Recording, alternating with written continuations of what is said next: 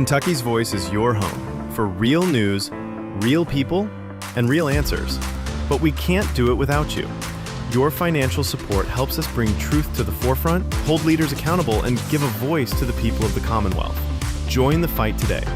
Give online at kyvoice.org or text KYVoice to 53555. Every gift makes a difference.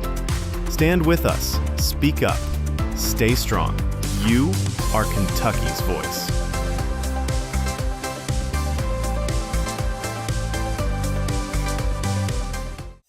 Are you ready to stand for truth?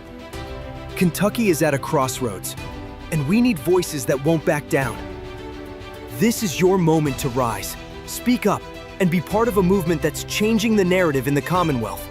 Kentucky's Voice is calling on bold citizen journalists, fearless editors, and those unafraid to speak truth in the public square.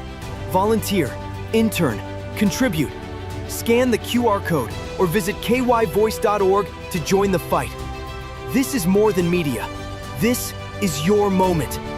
You are Kentucky's voice.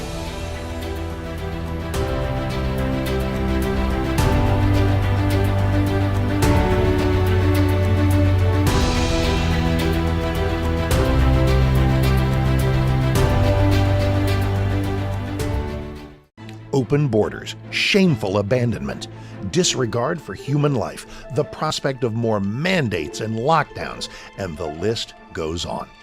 Now more than ever, we need to stick together. Voting alone is not enough.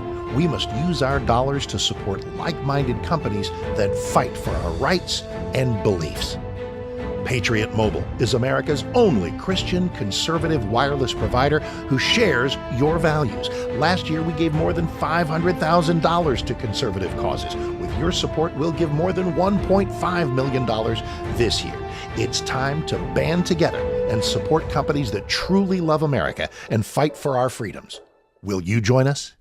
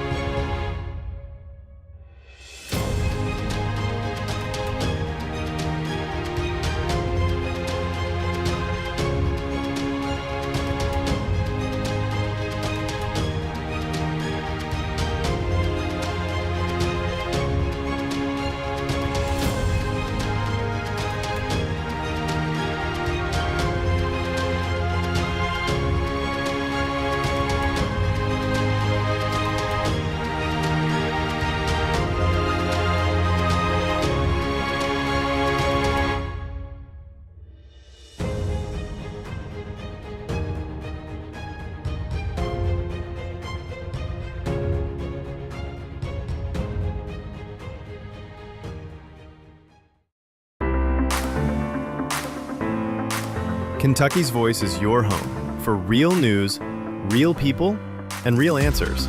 But we can't do it without you. Your financial support helps us bring truth to the forefront, hold leaders accountable, and give a voice to the people of the Commonwealth. Join the fight today. Give online at kyvoice.org or text KYVoice to 53555. Every gift makes a difference. Stand with us. Speak up. Stay strong. You are Kentucky's voice.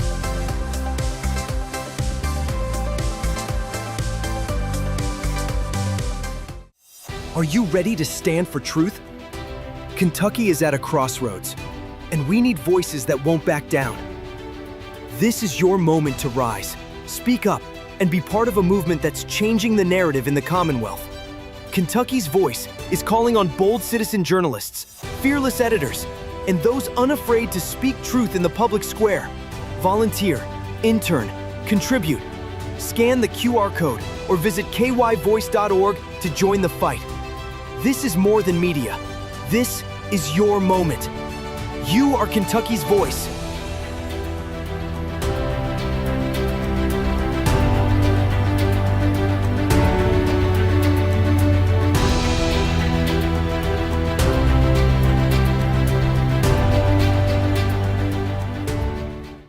Open borders, shameful abandonment, disregard for human life, the prospect of more mandates and lockdowns, and the list goes on. Now more than ever, we need to stick together. Voting alone is not enough.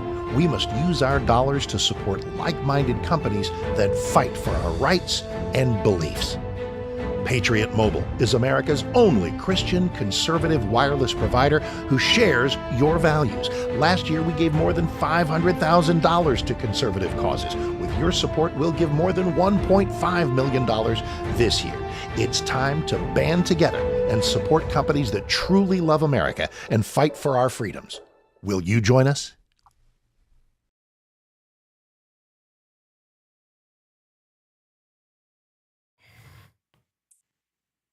And then we'll get into maybe housing in that third segment, and the fourth segment we'll talk about education stuff. Okay.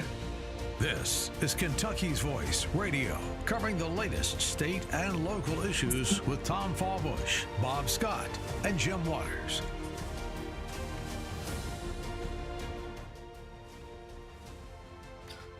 Good morning, Kentuckiana.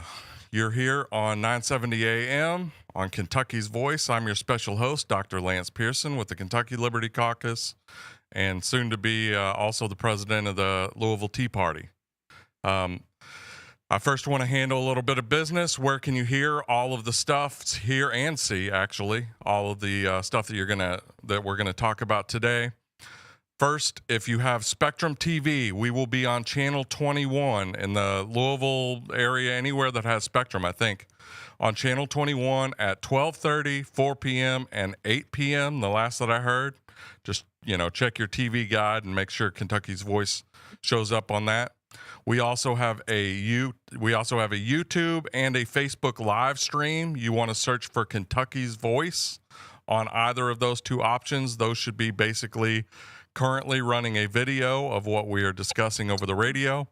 We will also post clips on Facebook as well as the YouTube channel. So I encourage you to go to that YouTube channel, search for Kentucky's Voice, and over the next few hours, we eventually will post a final video. If you want to text in, I'll do my best to try to incorporate some listener comments if I can, work that out. You feel free to text in at 502-571-0970. You can also use that number. If you text the word give, we will send out a link if you want to try to support this ministry / radio program / podcast. And so just text the word give to that 502-571-0970. You can also find us on the web at kyvoice.org. So not .com, kyvoice.org. All right, I think that's most of the business.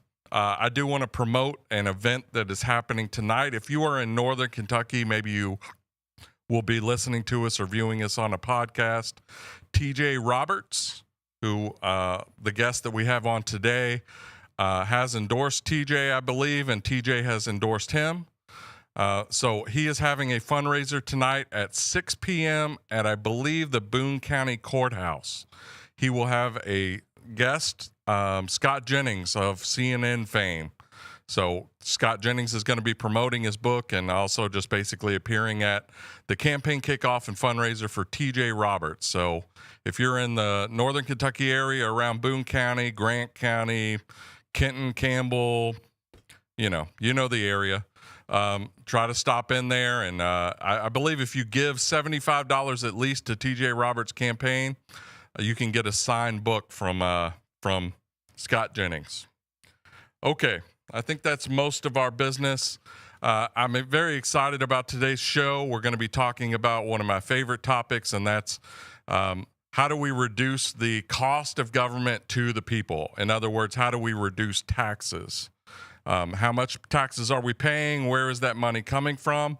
And if you've ever looked at your property tax bill or any of the other taxes that you follow, just keep a journal with you for one day and just look at how many different taxes that you are paying on a daily basis. You will be shocked. Okay, so that's going to be a focus of today's show. The guest that I have on today is Shannon Denniston. He is a state rep candidate for State District 74. It's currently held by David Hale, who is retiring. And Shannon has stepped up. He's going. I am supporting his campaign, but we will get into that in our first segment. You'll be introduced to Shannon Denniston, and we'll be talking over both his platform, what his background is. But he is very passionate about reducing taxes, among other things. So, in addition to our discussion of taxes, we'll get into some other elements of his platform and why he got into the race. So come back after the break. I'm excited to introduce you to Shannon Denniston. He did appear on Andrew Cooper Ryder's show. You may have seen that. An engaging man, and I hope you come back right after this break. You're here on Kentucky's Voice. I'm Dr. Lance Pearson.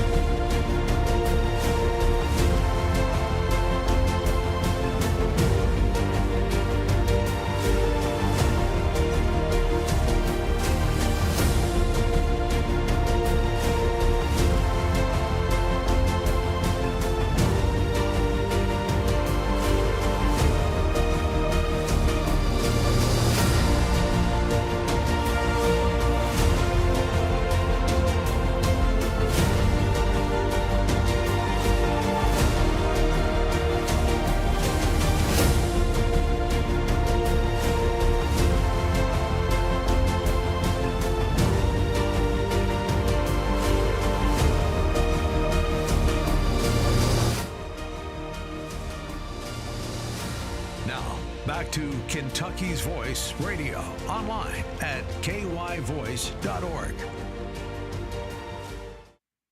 Welcome back to 970 AM.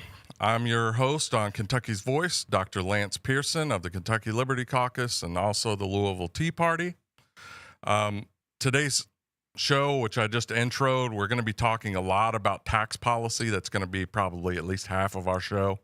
Where are your taxes coming from? How do we reduce those? What are our highest priority tax reductions that we might be able to get in this next budget session from your state legislature? This first segment, however, I'm going to bring on a very special guest. He's actually going to be joining me for the rest of the show if we can keep our connection. That person I want to bring on is Shannon Denniston. Shannon Denniston is running for the state house for a state rep position in District 74, which includes Montgomery County, Bath County, and Menifee County. Basically, a little bit east and north of Lexington, Fayette County. So Shannon Denniston, can we bring him on? Okay.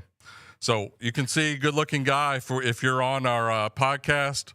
He's an engaging personality, and I'm excited to talk his campaign over with him. So first, Shannon, why don't you introduce yourself to our listeners/viewers and just basically tell us a little bit about your background, and then right after that, we'll get into why you decided to run for office. But just tell us a little bit about who you are before we even talk about the politics. Well, great. Can everybody hear me fine? Yes, we can. Excellent. Well, I'm Shannon Denniston. I'm coming to you live from Mount Sterling, Kentucky, where I'm the fourth generation of my family to live here and call Montgomery County my home. So I grew up in a farming family on a farm. We used to milk cows twice a day, and we raised crops, tobacco being the main crop, and put up a lot of hay. Yep. So we had a large garden and a lot of vegetables and different things like that as well. So that's where I was taught work ethic and discipline. And the summers were twice as hard. I remember all my friends in school, they would be excited to go to Disney World or go on a summer vacation. And I wasn't as excited because I knew that there was twice the amount of work, if not more, waiting on me during summer break. So I had the same experience. Yep. Go ahead. So a lot of us, we got our foundations as children. And hopefully carry it through to our adult life. So I got involved in politics about 11 years ago or so when I ran for magistrate here in Montgomery County, and I actually became the first elected libertarian in the state of Kentucky. And since then, I've re-registered as Republican. I believe you have a great shot at getting elected today as other parties at your local level, but when it comes to the state level, it's a total different animal, and you need the voting base to move forward. So that was a large part of why I switched parties, but also I'm very closely aligned today with the Republican Party, and it was just the best vehicle for this campaign. So that's a little bit about me there. I've been fighting local taxes for almost 20 years, property taxes specifically in Montgomery County, and try to help others out in other counties. We'll, I think, talk about later the fight over in Powell County with their school tax, 16+% increase this year. And we'll get into that later. But I've been the only elected official actually in my county, not just in this race, but in the county to actually stand and fight alongside taxpayers. So I have a strong history there in doing so, and just trying to keep housing prices affordable. I try to do my part. That is my product. I'm a real estate broker, builder, developer, housing provider. We've provided housing to hundreds, if not thousands of families over the past 23 years. And, you walk through some people's homes, and a lot of these taxing districts will say, well, it's just an extra $12 a month. A lot of people don't have a box spring. They don't have a bed frame. There's just a mattress sitting on the floor somewhere in a corner of a room. So I wish that people could see just how hard people have it, and maybe they would warm up to the idea, of making housing affordable again. 100%. And so you can hear from his voice how passionate he is about this. As a business owner he's got I don't know what the phrase is. It fingers in a lot of pies, but he's basically a go-getter that's in lots of different areas, but especially he's involved in housing. We will talk a little bit about housing later on in the show with him, but especially we'll talk about tax policy as we go forward. So can you just basically run down a little bit, just a high-level overview of some of the priorities that you have? What's kind of basically your platform? Sure, absolutely. So at the top of the platform, most of the support for our campaign, I say our campaign, it's not my campaign. I'm not doing this for me. It's for everybody else. And obviously, I'm in a business that will carry on, at some degree, I hope, with my full-time focus being a representative. And a representative is just that, to represent others. It's to represent yourself too, but it's, everybody, right? So what do the people in my district need the most? From state level government? What do our mayors, our judge executives, what do they need in each of the three counties, which is Montgomery, Bath, and Menifee? And so ending property taxes at the top of the list, and we're going to dig into that later too, but the Cliff Note version of it is we just want to change the funding mechanism for local government away from a property tax and put it onto a state level sales tax, increase the sales tax. Very similar to what we're doing with the income tax. And I certainly support that and want to keep pushing for that to get our state income tax to zero. We go to 3.5% January 1. So we're, almost halfway there, I guess, to where we're going. But at 0.5% per year, I'd like to peel that Band-Aid off, or just go ahead and rip it off faster if we can and get on with it. Fast forward to the day when there's no income tax, there's no property tax in Kentucky. What does that look like for businesses wanting to come here and relocate and bring their jobs and compete for our labor and drive up labor prices, because that certainly is needed. People just are not making enough money to buy the necessities, much less any luxuries. So very, very important things: ending the property tax, ending the state income tax, and being the first state in the nation to get it done, or one of the first. And I also support State Representative Savannah Maddox's bill to return the driver's licensing back to our county courthouses. Absolutely. That's a very loud talking point amongst my constituents. They are not happy with the regional offices. They're very inefficient. Some of them have been sent home and asked to come back. It's just it's just not rolled out well. It's not working well. So they want to go back to the other way. I've had, I think, one critic on that issue, which is not my issue, but I do support, like I said, Representative Maddox's bill to return that. But their complaint, the only criticism was they said there was corruption at the local levels, and to them I responded, well, let's take care of the corruption. There's going to be corruption at any level. That's right. There's corruption. We just had a scandal. We just had a scandal where we were basically selling state licenses at this new system to illegal immigrants for $200 a pop. So, no matter, government corruption isn't a unique phenomenon of local government. You'll find it at every level. If anyone has ever paid attention to Fox News on any day of any week. Okay, and you also have some interesting policies that we'll talk about a little bit more in terms of trying to promote more affordable housing. You talked about how much you care about people that are basically struggling You know, there's a lot of people that are living paycheck to paycheck, or even less than paycheck to paycheck, if we're honest. There's a lot of people that are basically financing their grocery bills on their credit cards. They're racking up credit card debt, hoping that, you know, maybe they'll get a raise in their job so they can start paying down some of that credit card debt. So there's a lot of people struggling. And one of the biggest struggles that people are housing is rent is sky high, and real estate prices are sky high. So as a realtor, we'll talk about that a little bit more. You also have some interesting ideas about some education, basically allowing people to use some of the public facilities, given that they are paying for those public facilities. You just want to intro that. We'll talk about that later in the show also. Sure. So what we have right now is the athletic facilities are controlled by the local government school system. So that means that all the children in the non-government schools don't have access to those athletic facilities that their parents have paid taxes to fund. Right. And I don't think it's fair. It's a conversation that needs to be had. People aren't happy about it. The easiest way to fix it is just to move the athletics, separate it from academics, focus on academics and education, get these test scores up, make Kentucky, shine in the nation for test scores. Right now, we're very low on our test scores. So the focus needs to be on education, academics, not athletics. But my idea is to move the athletics under Parks and Recreation, because then they can utilize the tourism dollars, which our state is making more and more of, mainly because of the Red River Gorge area. Yep. It's ranked number 7 in the nation for highest return on investment dollar for tourists right now, for tourism. So number 7 in the nation, it beat out like Orlando, Florida, and Gatlinburg, Tennessee. Oh, wow. Yeah. So there's a lot of investors, a lot of development taking place in the Red River Gorge, which, is multiple counties, really close to my district. So our county is starting to benefit from that benefit as well.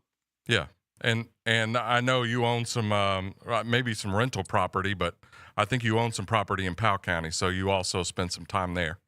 I do. I spend about almost a month, maybe about a month a year there camping. We own 3 cabin lots that we hope to build cabins on one day. We used to own a cabin there and we sold it. Okay. Well, I hope our listeners are as impressed by your background, your interest, your passion for your community the way that I am. I am supporting Shannon Denniston in this race. And I will say for our listeners, we'll continue to have them on the rest of the show. But if we can get $800 over the next 2 weeks to his campaign, I will match $200 of that. So another quarter match. I'll make sure that I give my $200 to match your $800 from our listeners to support him and encourage his run for the State House. We need new ideas. Join us after the break. We'll talk about tax policy. Are you ready to stand for truth? Kentucky is at a crossroads, and we need voices that won't back down. This is your moment to rise, speak up, and be part of a movement that's changing the narrative in the Commonwealth. Kentucky's Voice is calling on bold citizen journalists, fearless editors, and those unafraid to speak truth in the public square. Volunteer, intern, contribute. Scan the QR code or visit kyvoice.org to join the fight. This is more than media. This is your moment.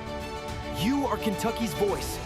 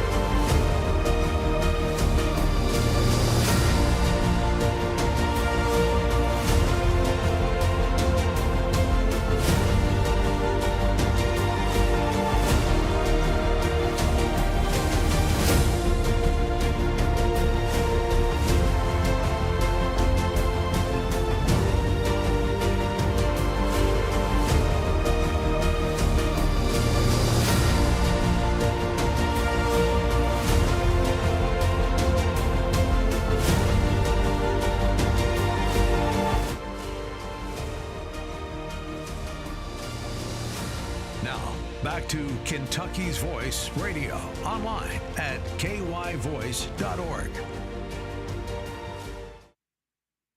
Welcome back to Kentucky's Voice. You're probably listening to us right now on 970 AM in the Louisville area.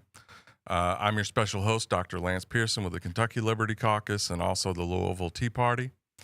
In this next segment, we're going to have Shannon Denniston, who is a candidate for Kentucky House District 74, which is Montgomery, Bath, and Menifee counties.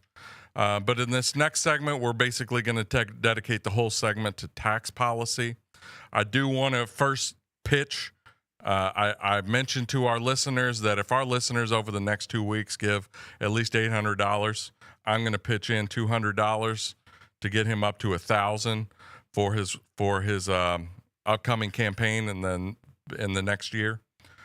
So his website, if you want to check it out, this actually is going to currently redirect to his Facebook page, but there will be a full website.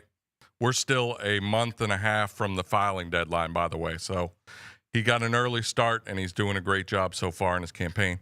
That website is Denniston, and that's like the name Dennis, a boy's name Dennis, TON.com. Oh, sorry. Denniston for Kentucky. Spell all of that out, FORKY.com, Denniston4KY.com. And if you want to donate, go to the direct donation page. You go to donate.denniston4KY.com, DENNISTONFORKY.com. Okay, we'll pitch that a couple more times. I'm sure I butchered that in terms of our listeners understanding it, but we'll get it right before the end of the segment. Denniston4KY.com. Okay. I first want to basically give some of the background statistical information about where our tax revenue as a state comes from. Now, for most people, most of your tax money is actually coming from the federal government rather than the state government. I mean, so when you get your tax bill, your biggest bill, although it doesn't seem like it because a lot of people have withholding, your biggest tax bill is coming from the federal government. Most people are paying a marginal rate of about 30% of all of the money that they bring in.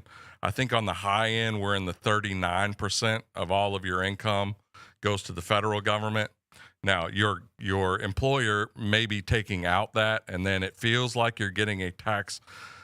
You feel like the government is paying you when tax day rolls around. You get that refund check. That's your money. The money that is being refunded to you is stuff that you have overpaid over the course of a year that's been taken out of your paycheck. So I know it's kind of deceptive, but the government overall is taking a large amount of your income. Now, at the state level, it's much smaller. We currently, we currently are at 4.5% that we're paying. Yeah, exactly. So if you are watching our podcast, we have a graphic up. As of this year, we are paying 4%. So when you file your tax bill, you will be paying a 4% income tax on all of the income that you earn in the state of Kentucky. If you look at the surrounding areas, that's relatively close to the surrounding areas with the exception of Tennessee, which has no state income tax. So Tennessee, Florida, Texas, Nevada, Wyoming, South Dakota, Alaska, and also New Hampshire don't have a state income tax. Although I believe that New Hampshire does have an income tax on capital gains.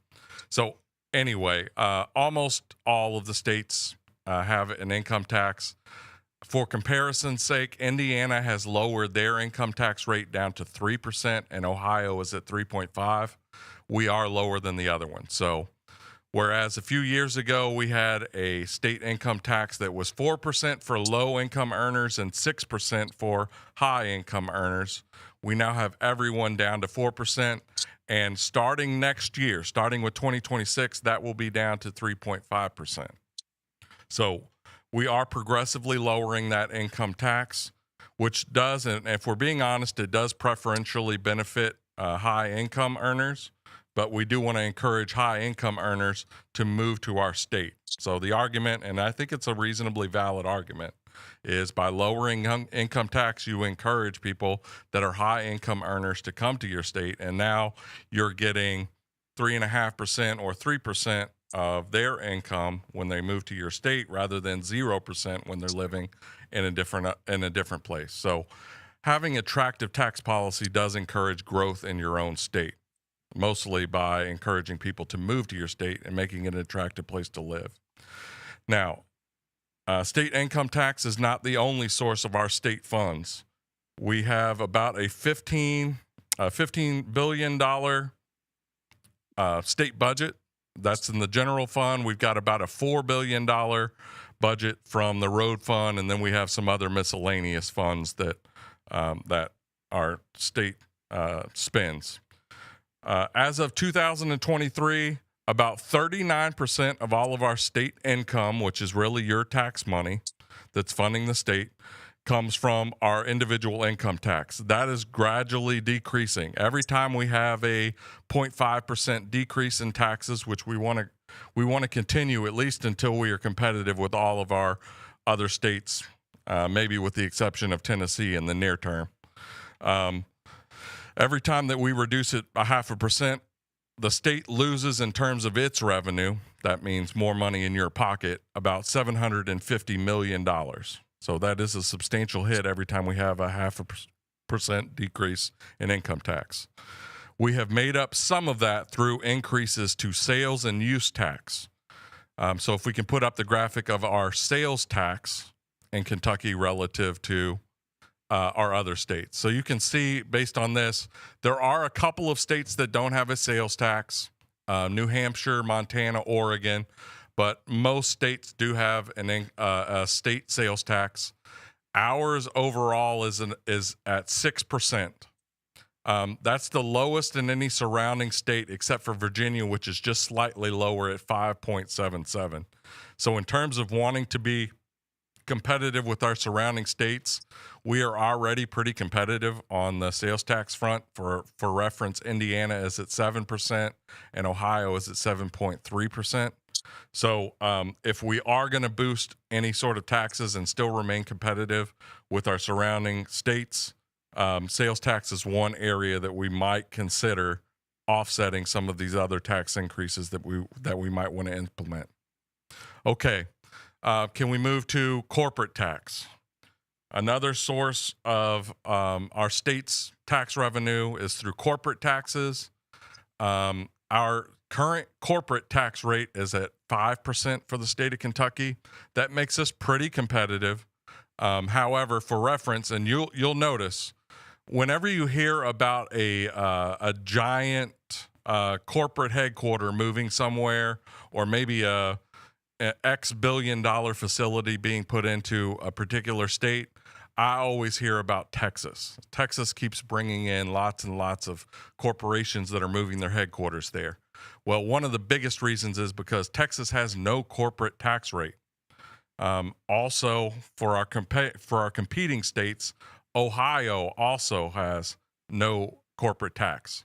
So if we're thinking about really cutting down on our taxes to be competitive, I think corporate taxes is an excellent target for that. And we're going to get into this extensively in the next segment. If we can put up the graphic for property taxes, this is what we're really going to focus in on the next segment. This is a core plank of Shannon Denniston, who we will have on in the next segment's campaign platform, is working to end property tax. So property tax, Kentucky is relatively competitive. We're kind of in the middle of the pack in terms of the nation. But we pay the property tax paid as a percentage of our owner-occupied housing value. So, relative to the house, your main house, Kentucky pays at about a 0.73% tax rate. So for reference, Ohio is substantially higher at 1.31%. But West Virginia and Tennessee have lower property taxes than Kentucky does. And so Tennessee, for example, is 0.49, and West Virginia is at 0.48. So after the break, we're going to be joined again by Shannon Deniston, and we're going to talk over the proposal to end property tax. What might that entail? Join us after the break. You're on Kentucky's Voice.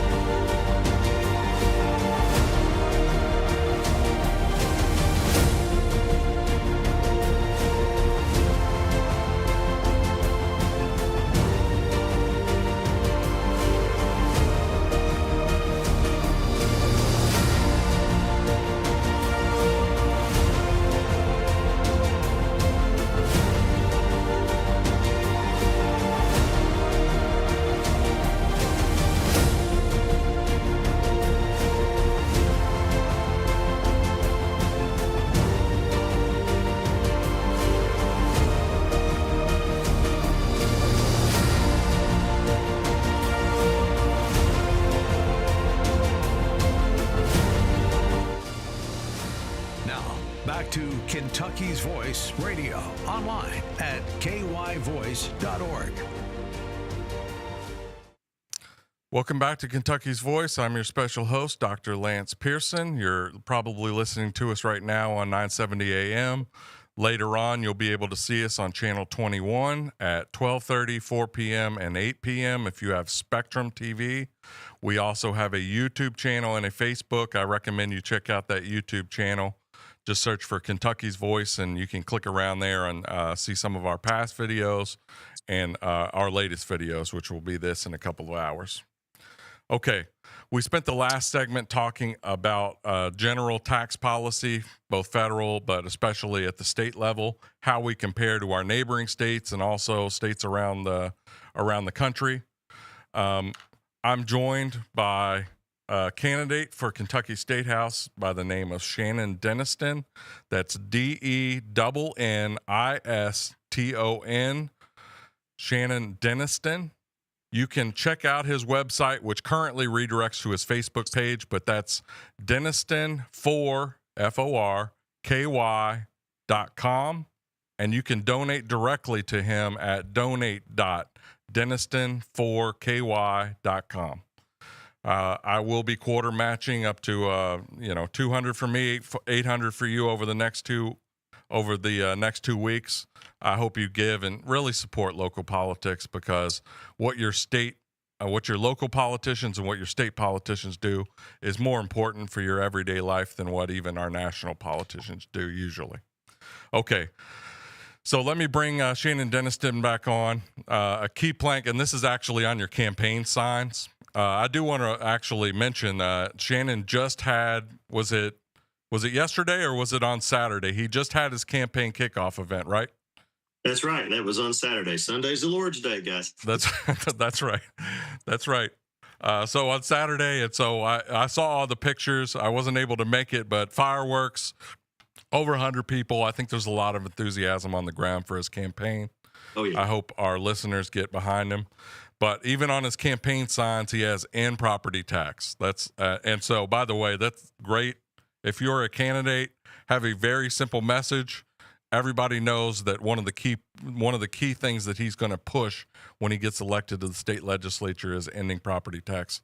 So, Shannon, why don't you just talk about what our property taxes in the state Basically, how are those an impact on people, especially people of limited financial means, but basically any property owner in the state, how that affects our economy and what gradually and incrementally reducing that might do for our state?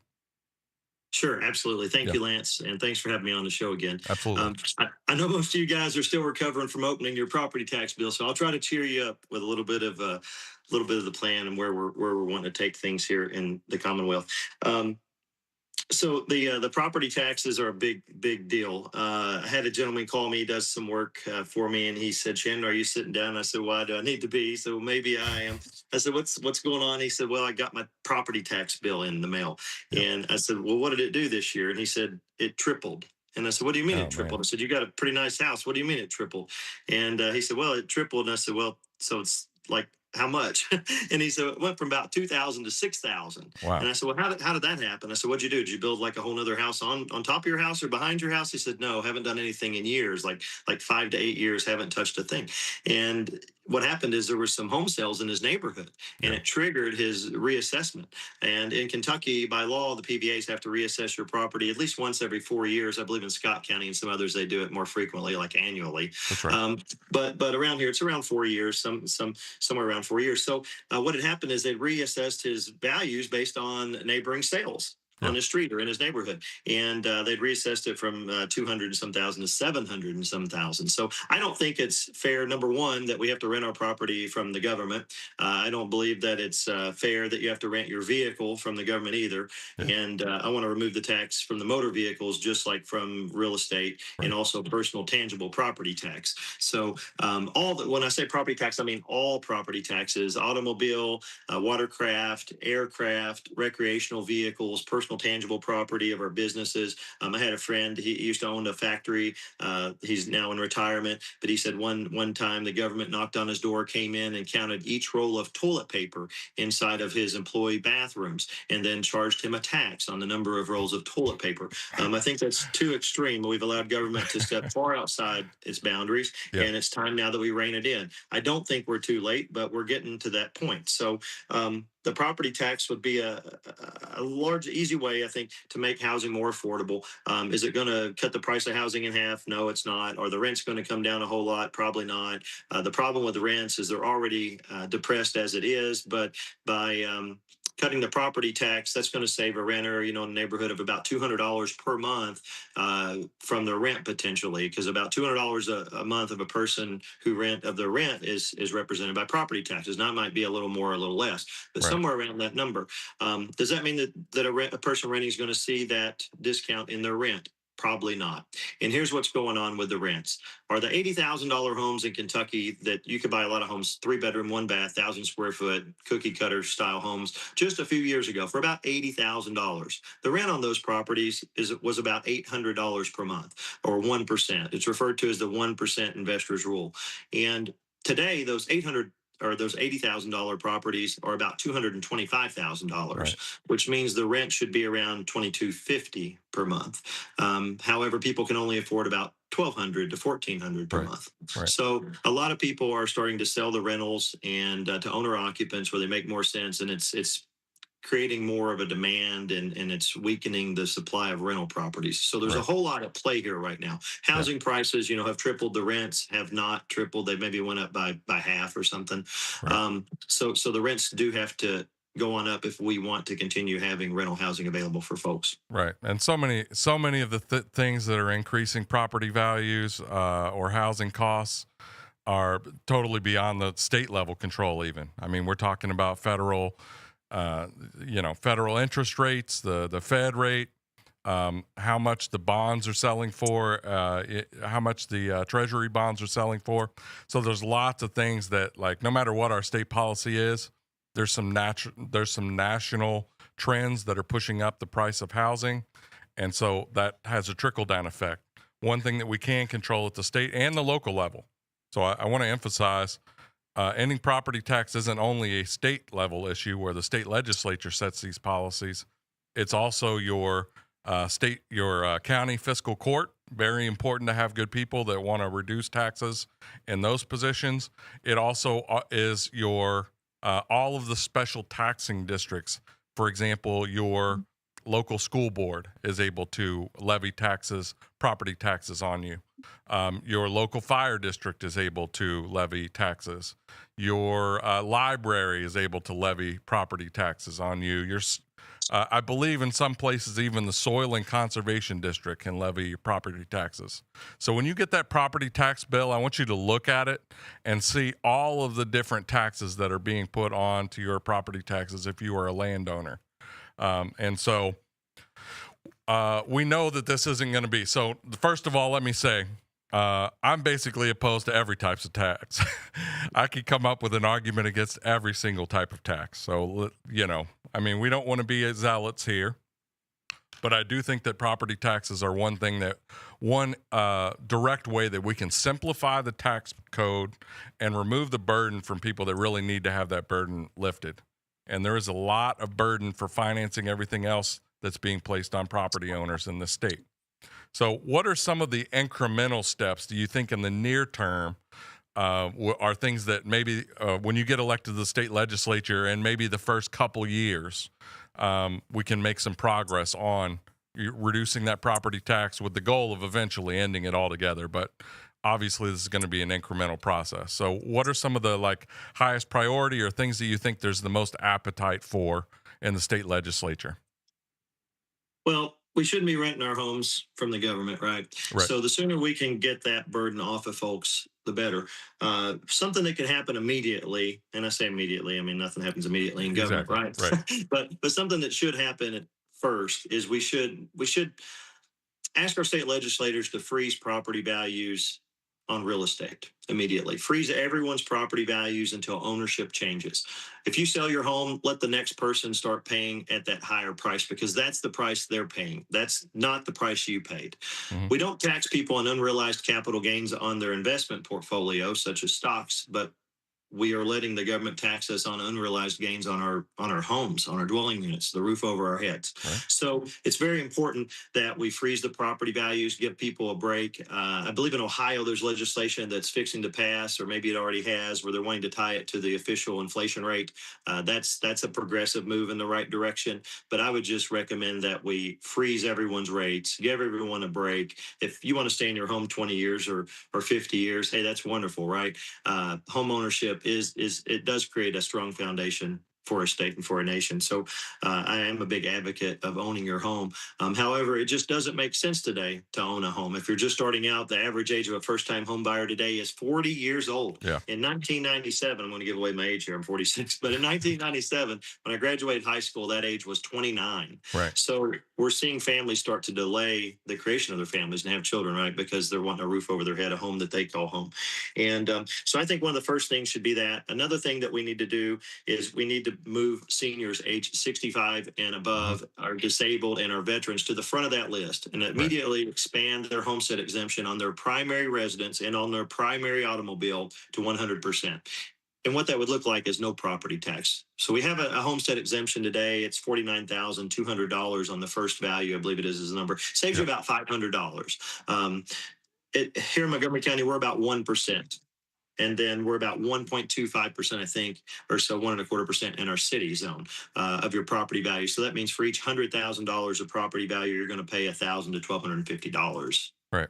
No, that's a lot of money. And most people's home is valued at 2 or 3 times that. I think that the median price of a home today is about $260 or $280. So they're paying close to $3,000 a year, and it's all due at once, right between the two largest holidays of the year. What worse time could the tax bill show up and it'd be the largest one? That's right.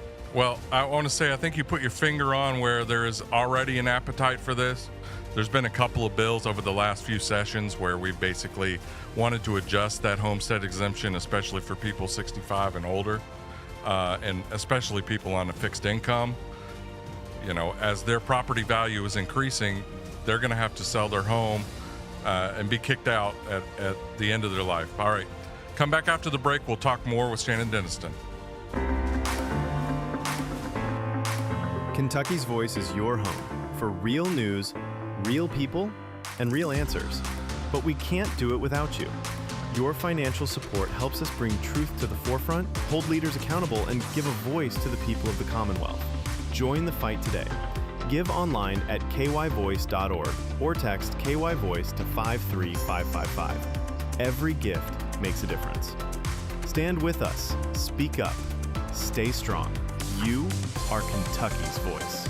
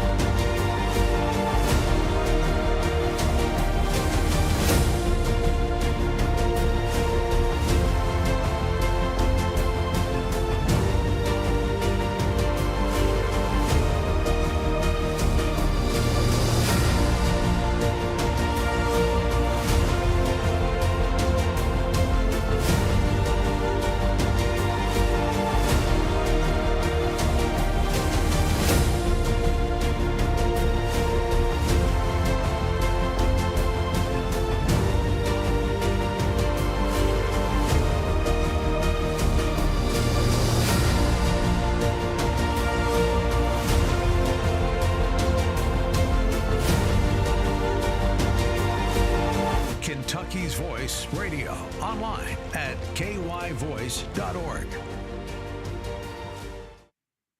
Welcome back to Kentucky's Voice. I'm your special host, Dr. Lance Pearson of the Kentucky Liberty Caucus. You can find that online, KY Liberty Caucus, CAUCUS.com.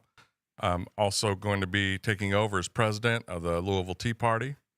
I have on as my guest today, Shannon Denniston. He is running in Montgomery, Bath, and Menifee County next year for what was David Hale, who he's good friends with, David Hale's state rep seat. David Hale is entering retirement, and thankfully we have good people like Shannon Denniston stepping up to run for that office.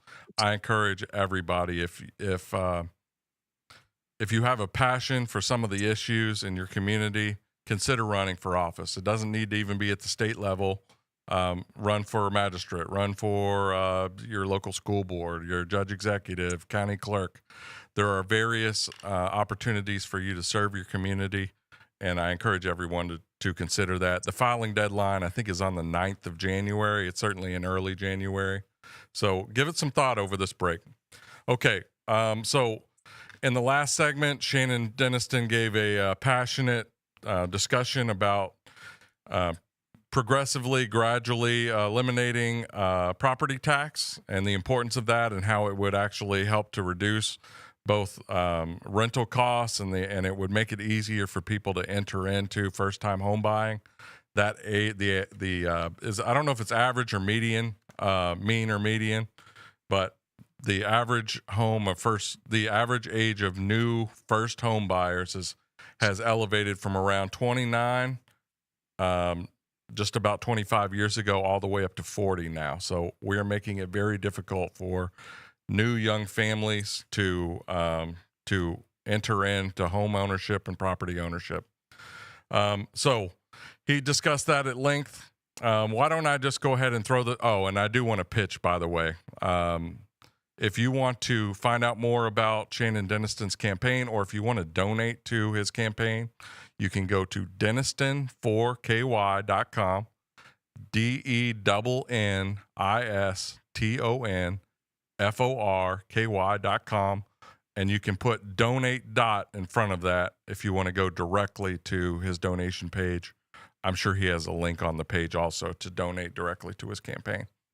Okay, so let me just throw it back over to Shannon. I know one concern that people have is when you start talking about eliminating property taxes, they're worried about all the things that those property taxes are that need to be paid for.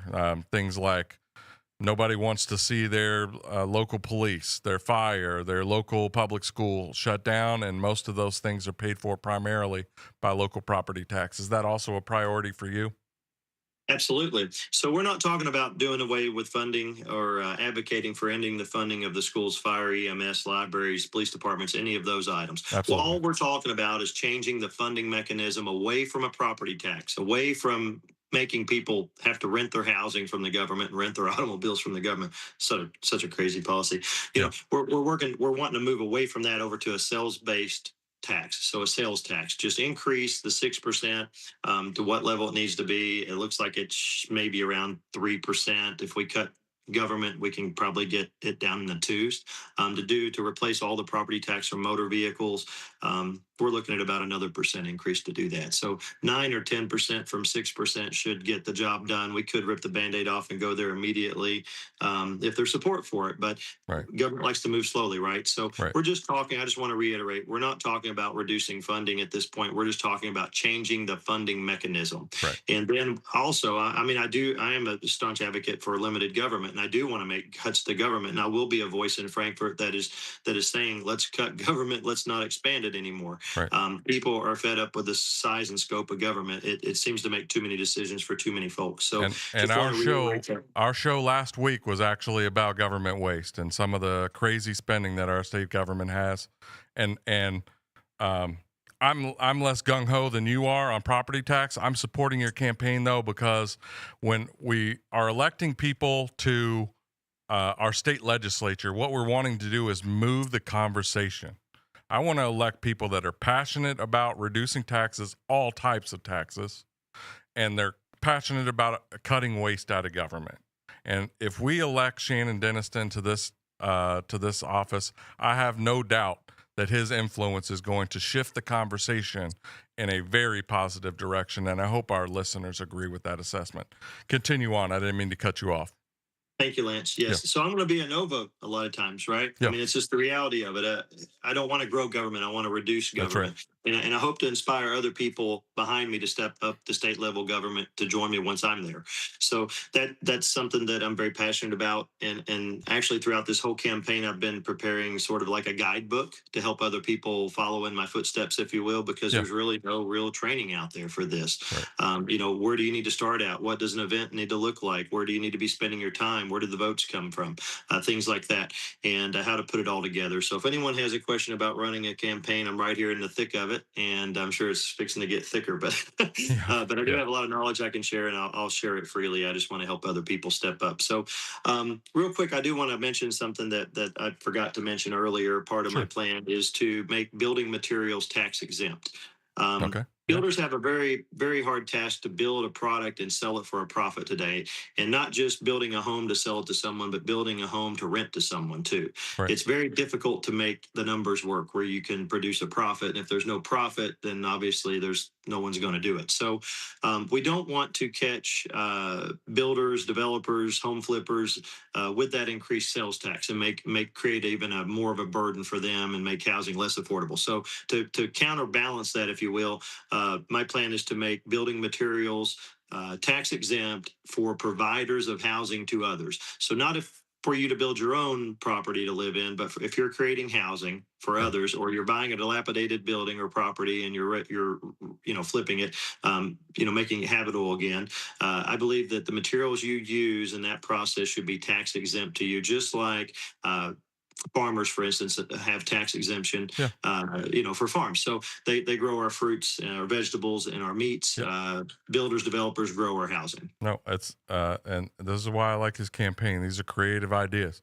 If you want to reduce the cost of housing, how about we reduce the cost of actually building it? So, a very simple concept. So why don't we exempt that from our state sales tax? One other thing, and this is a more point of personal privilege. One tax that I personally hate is about 4 or 5 years ago, we reinstituted a tax on nonprofit and religious organizations selling goods and services. So, for example, imagine during Lent, all those Catholic churches that have fish fry. I guarantee most of them are not actually paying for this tax, but according to our state legislature, we're requiring them to pay a sales tax on any goods or services. Maybe you go to the YMCA to work out. You probably have noticed that you're now all of a sudden in the last few years, you're having to pay a sales tax on the spinning class or the yoga class that you're taking in the YMCA now. So that's probably a very small tax. Other sales tax that I think he mentioned, building materials. I think that's a great idea to exempt that. How about exempting the costs of young family formation, things like diapers, car seats, those sorts of things? Why aren't we exempting that in order to encourage people to start a new family and basically take some of the burden out of that? So I think there's a lot of taxes that we really need to look at, and most of these are actually of minimal cost to the state. We could implement these things and really not take a substantial hit to the funding that we do need for essential services. We're not advocating removing all services. Shannon was very clear that he just wants to shift the funding mechanisms more than we're not trying to eliminate local police. We're not trying to close down local public schools. We're not trying to have your fire department be unable to put out a fire if your house catches on fire. Okay. A sales tax. Yep. Sales tax is less regressive than the property tax. You know, if you Right. fall in hard times, you don't have to eat out. You can eat at home. Groceries are tax exempt, That's so right. you could cook at home. You can dial back your spending during financial times. That's right. Hardship. You can't do that with housing. You know, your tax bill is your tax bill, and it all has to be paid at once. I mean, maybe the government should look at in the interim as we roll out the no tax. Maybe look at allowing folks to pay those payments quarterly or even monthly, Yeah. because there's such a high bill to pay, especially for people on a fixed income. It's a huge portion of their income. There's people today that in the hollers of Kentucky, if you will, their electric bill exceeds what their mortgage is. Absolutely.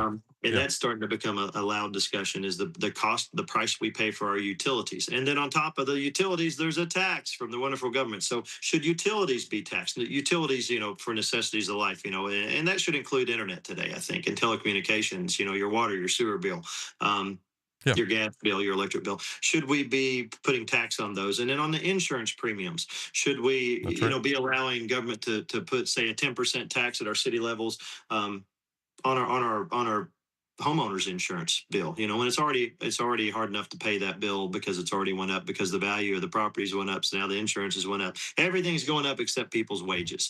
So right. we need more economic activity in Kentucky so that there's more businesses that come to Kentucky, more factories come to Kentucky. I believe they will when there's no tax on their structures, no tax on the real estate on the earth where they build their factories.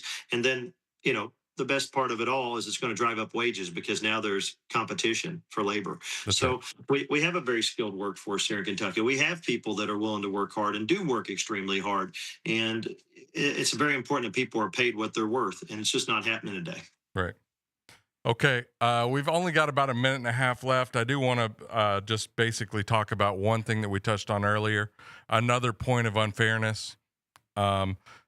People that don't have their children in public schools, maybe they have them in private schools, maybe they're homeschooling them. Their children are not able to use those public school facilities. I mean, certainly probably some exceptions exist. I'm sure it's happening somewhere, but as a general rule, they don't have the right to use those public school facilities that their parents pay for. Can you just do a really quick pitch on why that's important? Some of these are often called TBO bills. Sure. Yeah. So what I propose we do is we move athletics below the purview of Parks and Recreation. That way tourism dollars can be used for that.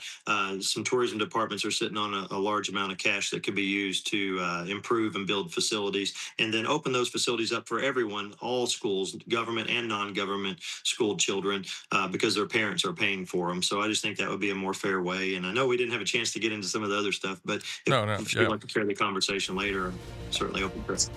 Absolutely. I appreciate you coming on. I know that Steve Doan has been passionate about this. Why shouldn't the general public, when the school isn't using it, be able to use that track that they help build?